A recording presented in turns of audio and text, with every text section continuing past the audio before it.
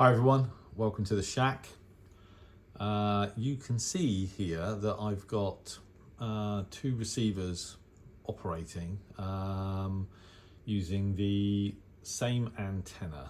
So the screen in the middle is the Icom IC-R8600 and I'm operating it via SDR console. And on the right hand side is the familiar Elad FDM DUOr software.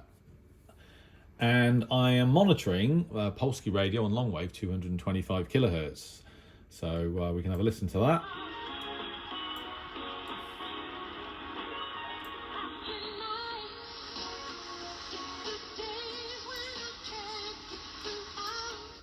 It's 15:25 local time in the afternoon here in the UK, so that's actually not a bad signal.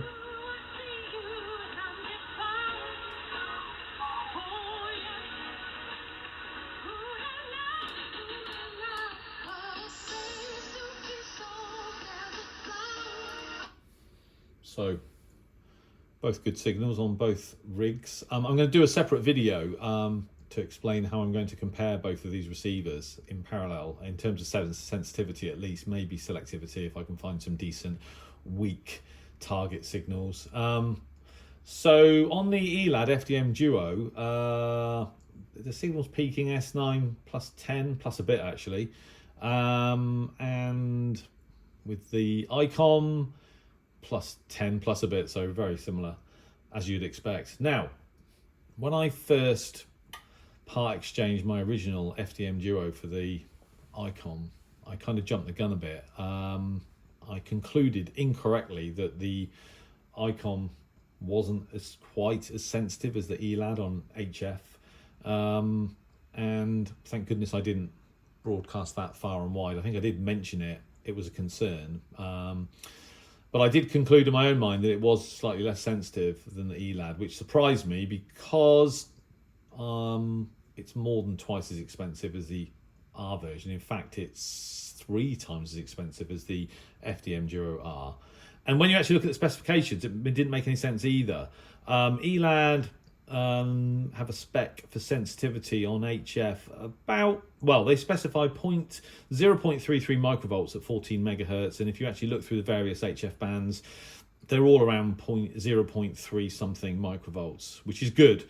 I had a quick look at the Icom specs, and that rig is specified as 0.15 microvolts from 1.8 megahertz to 30 megahertz. So, you know, sensitivity that is capable of detecting, you know, a signal of half the strength of the Elad. Now, in real terms, operating these radios, that isn't going to add up to very much in terms of something you might be able to copy on the Icom that you wouldn't copy on the Elad. But nevertheless, the Icom had a better spec, and that's not surprising. It's 3 times as expensive. I know it's wideband, etc., but the Elad, I think, has always been up there with the very best in terms of sensitivity of any radio in my shack. I mean, there's the JRC NID525, which is obviously superb. In terms of the portables, there's obviously the Sony ICF2001D, but I've got a lot of receivers in my shacks that are good performers, but the Elad has always been up there with the best. And so it was a bit of a surprise, really, and slightly disappointing for those few days where I thought that the Icom wasn't quite as sensitive. But actually what happened was I kind of got it wrong. I was doing a comparison test, and on a weak signal, I can't remember which one it was now, it might have been Tama on 4775 kilohertz on an evening where they weren't booming in, and I dumped in the preamp with the Icom, and it just immediately overloaded. And that happened more often than not actually on HF, even though the bands are not so crowded now.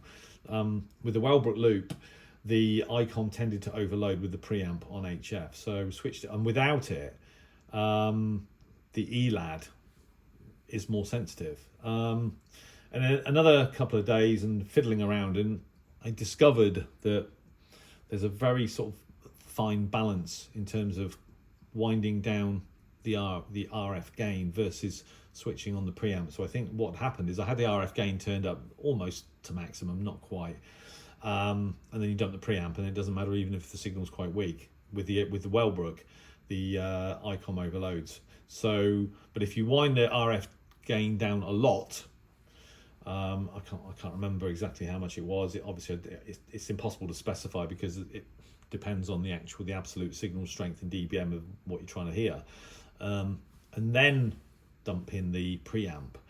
You can find that balance to the point where the rig isn't overloading, which so effectively maximizing the sensitivity right at the sort of high end of the dynamic range, and then the Icom is as sensitive as the Elad. I'm not going to sit here and say that I've heard anything that proves it's more sensitive, because I haven't as yet, but that's probably okay, because the difference between detecting a signal of 0.15 microvolts at the lower end of the dynamic range on the Icom versus 0.3 microvolts at the lower end of the dynamic range on the Elad in real world conditions makes almost no difference, I think. So so I got that wrong, and it just goes to show that you should take the time to read the manual, do a bit of research. I'm a man in a hurry always, and never get around to doing that. I did have a quick flick through the Icom manual when I got the rig. Obviously glossed over that point, but I'm really pleased now, because the Icom IC-R8600 is a rig that I've always wanted to own, and having had the opportunity to obtain one through an equipment exchange, even though that ultimately led me to buying another Elad because I kind of couldn't face life without one. Now that I've demonstrated to myself at least that it's at least as good as the Elad, which is what it should be, I'm really happy. So so now I can come into the shack and I can power up both laptops, and I can monitor the HF bands in parallel with these two excellent rigs. So so there you go. So I got that wrong. I hold my hands up. I'm just glad I didn't record and upload a video specifically on that issue. Which is good.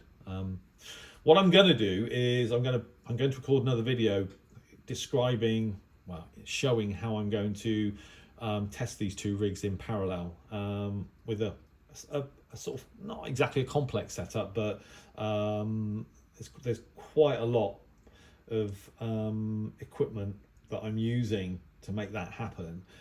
So effectively, that allows me to monitor the performance of each rig on a particular target signal, with both rigs tuned to the same signal, using the same antenna, and feeding the audio via a switch, such that I can very quickly switch the audio between one rig and the other, and then effectively just turn down the AF on one and turn the AF on the other very quickly, so that you can effectively listen to the audio, look at the modulation of each target signal very quickly. So you need to do that, because when you're comparing the performance of two radios, unless you're going to actually make recordings in parallel, which is another option, but that's a lot of hassle, fast switching between one and the other before propagation changes is a necessity. And that's particularly important on medium wave, because propagation changes in seconds, and certainly can cycle through from fading in to fading out, QS Baker in a matter of half a minute or a minute. So I've got a setup that I've put together to do that. I'm looking forward to testing these two rigs together, and just to determine whether there is any tangible material difference in their performance. I don't think there's going to be. I couldn't rely on using the audio from the computers, because the quality of the audio out from laptop to laptop can vary immensely. So I'm going to be using my Bose SoundLink 2 Mini speaker to pump up the audio on both setups. We'll take it from there effectively. But so there you go. So initial observations were incorrect. The sensitivity of these two radios is equally excellent. Is the Icom a little bit more sensitive? Time will tell. I'll have some empirical data once I've recorded a few target signals. So and I'll obviously upload some videos to show that in more detail. So there you go. Anyway, thanks for watching, and 73.